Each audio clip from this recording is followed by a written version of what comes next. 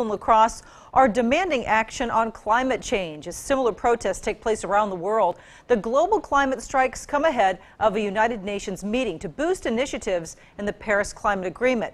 News 8's Mal Meyer is live at La Crosse's Burns Park ahead of tonight's march. Mal? Yeah, good evening. I'm here where some of the protesters have just arrived, carrying with them some signs that they'll be using during the march, which starts at 5:30.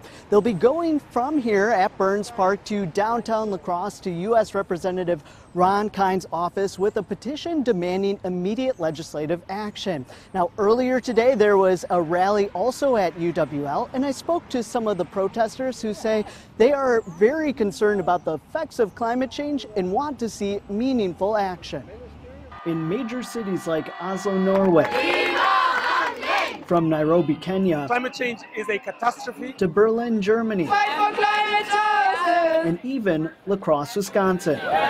Millions of protesters are joining rallies, which are inspired in part by Swedish teen Greta Thunberg, who staged weekly demonstrations calling for world leaders to address climate change. I think every event like this helps wake people up to the crisis. Kathy Van Maren worries people are too busy or don't see enough about the issue in the media to understand the dangers of climate change. The scientists are telling us we have very little time to make big changes. Earlier this year, the United Nations said there were only 11 years left to prevent irreversible damage. I think I'm afraid of how people are going to react when the extremes start to happen. To mark the 11 years left to avoid catastrophe, for 11 minutes, activists read off fears others have as people start to see more noticeable changes. Anyone who's having kids at my age, their kids are going to grow up in a world that's much different than what we grew up in. The hope is to draw attention to the issue.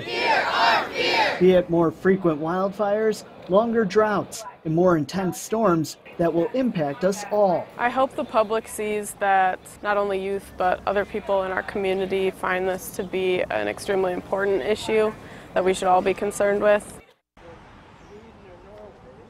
Yeah, so there were other demonstrations around La Crosse today that includes people educating drivers about the impact that fossil fuels will have on the environment. There were also protests outside of Central High School this afternoon that included with students.